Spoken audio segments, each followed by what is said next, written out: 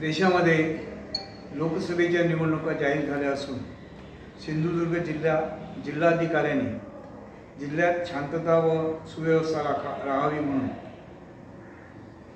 एक नोटीस प्रसिद्ध केलेली आहे। आणि ही नोटीस प्रसिद्ध करत असताना ज्यांच्याजवळ शस्त्र परवाना आहे, ज्यांची शस्त्र आहे, अशा शस्त्रधारकांनी आपली शस्त्र पोलीस स्टेशनला जमा करावी अशी नोटीस काढून कळवण्यात आलेलं आहे।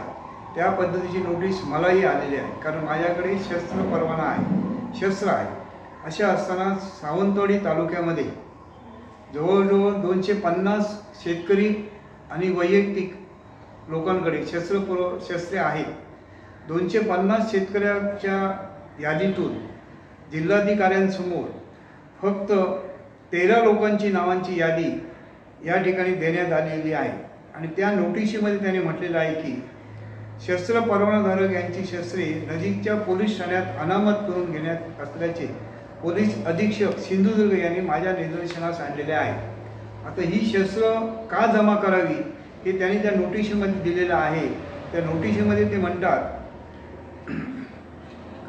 निवडणूक कालावधीमध्ये शस्त्रे बाळगण्यावर निर्बंध घालणे व उपरोक्त वाचलेमधील 3 शस्त्र परवानाधारकांना निवडणूक कालावधीमध्ये शस्त्र बाळगण्यासाठी मार्गदर्शक सूचनांच्या अनुषंगाने सिंधुदुर्ग जिल्ह्यातील जामिनावर मुक्त झालेल्या व्यक्ती, 2 गुन्हेगारी पार्श्वभूमी असलेल्या व्यक्ती आणि 3 कोणत्याही वेळी पण खास करून निवडणुकीच्या कालावधीत दंगलीत समावेश असलेल्या व्यक्ती याप्रमाणे खालील शस्त्र परवानाधारक यांची शस्त्रे नजीकच्या पोलीस ठाण्यात जमा करण्यात यावी असं त्यांनी नोटिशीने आम्हाला कळवण्यात आलेलं आहे। पोलीस अधीक्षकांनी ही चुकीची नोटीस असून आम्ही जीवनामध्ये काम करत असताना गेली 60 वर्ष सामाजिक कार्यात मी काम करत आहे। आणि हे सामाजिक कार्यात काम करत असताना अनेक निवडणुका होऊन गेल्या। त्या निवडणुकीमध्ये सर्वत्र शांतता पाळण्याचं काम आमच्यासारख्या समाजसेवकांनी केलेलं आहे,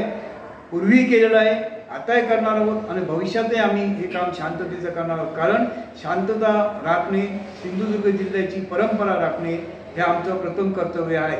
असं असताना या ठिकाणी जी मला नोटीस देण्यात आली त्या नोटिशीमध्ये त्यांनी जे उल्लेख 3 मुद्द्याचे केलेले आहेत, हे तिन्ही मुद्द्याच्या एकातरी मुद्द्यामध्ये माझ्यासारखा कार्यकर्त्याची केव्हा नोंद आहे का, मी केव्हा गुन्ह्यात सहभागी आहे का शस्त्राच्या, मी केव्हा या ठिकाणी कोणाला शस्त्राचा धाक दाखवून गडबड केलेली आहे का, शस्त्रामुळे कोणाला दुखापत केलेली आहे का, अशा पद्धतीचे जर माझ्यावरती आरोप असतील, माझ्यावरती गुन्हे दाखल असतील किंवा मी या गुन्ह्यामध्ये जामिनावर मोकळा असेल तर माझ्यावर ही नोटीस देणं मी संयुक्तिक मला वाटली असती। पण हेतू पुरस्कर बदनाम करण्यासाठी माझ्यासारख्या एका सामाजिक कार्यकर्त्याला लोकांच्या समोर आणून बदनाम करण्याचं एक षडयंत्र या पाठीमागे दडलंय का अशी मला शंका येऊ लागलेली आहे। कारण 250 बंदूकधारकांमधून जिल्हा अधीक्षकांनी, पोलीस जिल्हा अधीक्षकांनी फक्त 13 नावांची शिफारस केलेली आहे। गुन्हेगारी क्षेत्रातल्या लोकांची आमची जोडणूक केलेली आहे। आम्ही 13 लोक 250 गुन्हेगार आहोत का? आणि त्याच्यामध्ये त्याने नाव घेताना वसंत सीताराम केसरकर म्हणजे मी, आणि त्यामध्ये दुसरं नाव त्याने दिलेलं आहे ते ह्या राज्याचे शिक्षण मंत्री आहेत दीपक वसंतराव केसरकर सावंतवाडी, यांच्या नावाला सुद्धा त्यांनी या ठिकाणी गुन्हेगारी याच्यामध्ये नोंद करून आम्हा दोघांना या ठिकाणी शस्त्र जमा करा अशा पद्धतीच्या सूचना त्यांनी नोटिशीने आम्हाला कळवलेल्या आहेत। आणि म्हणून मी जिल्हाधिकारी तथा जिल्हा दंडाधिकारी यांना पत्र लिहून तातडीने पत्र लिहून त्यांच्या निदर्शनास ही सदर बाब आणलेली आहे। आणि त्यांच्याकडे माझ्यावर जे गुन्हे दाखल आहेत त्या गुन्ह्याची मला 19/3/24च्या जिल्हास्तरीय छाननी समितीच्या बैठकीत माझ्यावरील कोणत्या गुन्ह्याखाली शस्त्र जमा करून घेण्याचा निर्णय झाला त्या सर्व गुन्ह्याची माहिती मला मिळावी अशी मी मागणी केलेली आहे।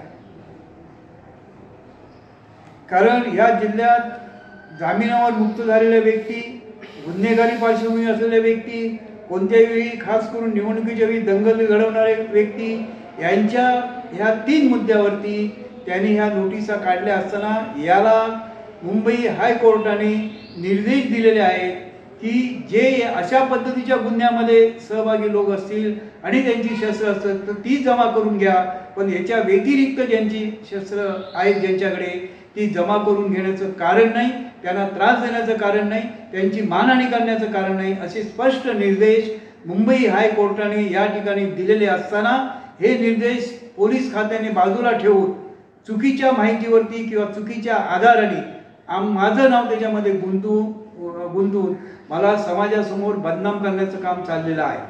जे आतापर्यंत आपण राज्यातलं या देशातल्या ज्या घटना वाचतोय आणि बघतोय, सज्जन माणसांना, प्रामाणिक माणसाला आणि चारित्र्य जपणाऱ्या माणसाला, समाज घडवणाऱ्या माणसांना या ठिकाणी बदनाम करण्याचं काम करण्याची षडयंत्र जे निर्माण झाले त्याची कीड ह्या सावंतवाडीमध्ये सुद्धा येऊन ह्या सिंधुदुर्ग जिल्ह्यात पोहोचली काय अशी मला आता शंका येऊ लागलेली असल्यामुळे मी जिल्हाधिकाऱ्यांकडे या संदर्भात नोटिशीच्या विरोधामध्ये आक्षेप नोंदवलेला आहे. यापूर्वी 4 वर्षापूर्वी आम्ही या जिल्ह्याच्या संघटनेच्या माध्यमातून आमच्या एक टिळवे नावाचे आमचे सामाजिक कार्यकर्ते होते, त्यांनी अशाच या नोटिशीला चॅलेंज देऊन कोर्टामध्ये केस दाखल केली होती आणि त्या कोर्टाचा निर्णय त्या टिळव्यांसारखा झालेला होता आणि शेतकऱ्यांना याच्यातून मोकळीक दिलेली होती. आम्हीच्या जर बंदुकी आणि अशा पद्धतीच्या चुकीच्या माध्यमातून जर जमा करून घेतल्या तर आमच्या जीविताला जो धोका उद्या निर्माण होईल त्या धोक्याला जबाबदारी संबंधित पोलीस खातं राहणार आहे का, प्रशासन राहणार आहे का, याचं त्यांनी आम्हाला लेखी कळवावं अशी मागणी मी या ठिकाणी केलेली आहे.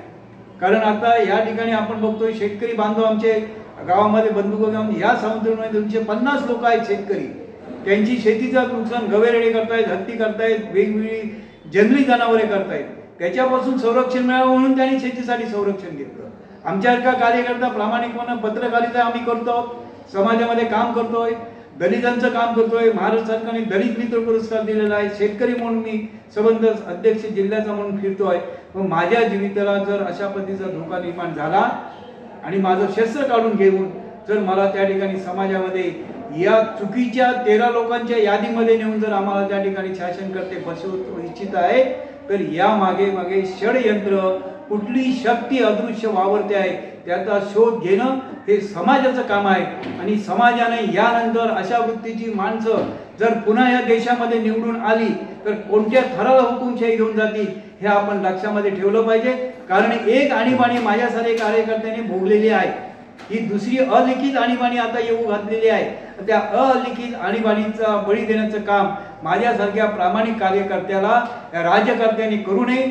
सत्तेवरती असणारे राजकारण करणारे भाजपचे लोक आज याच्यामध्ये शेकडो कार्यकर्ते आज माझ्या विचारसरणीच्या आणि आमच्या याच्यामधून पक्षांतर म्हणून त्यांच्याकडे गेले. त्याच्यातल्या एकातरी कार्यकर्त्याने सांगावं की अण्णा केसरकर यांनी शस्त्राच्या बळावरती आम्हाला धार दाखवलं किंवा आम्हाला कुठली बेकायदेशीर गोष्ट करायला सांगितली, एकही सांगू शकणार नाही. मग याच्यामध्ये कुठली नवी पिढी आता जन्माला येते आणि याच्यातून जे विशिष्ट चातुर्यातून ही आम्हाला बदनाम करू पाहते हे समाजासमोर येणं गरजेचं आहे. आणि म्हणून जिल्हाधिकाऱ्यांनी मी दिलेल्या अर्जाला लेखी उत्तर तात्काळ द्यावं, अन्यथा लोकशाहीच्या मार्गाने जे आंदोलन उभं करावं लागेल, कायदे भंग चळवळ करावीची वेळ आली तर या वसंत केसरकर एक सैनिक म्हणून सदैव तयार आहे आणि जनतेला न्याय देण्यासाठी प्रसंगी काही न करता खोट्या केसेस दाखल करून पोलिसांमार्फत आम्हाला जेलमध्ये टाकलात तरी आम्हाला त्याची पर्वा नाही आहे.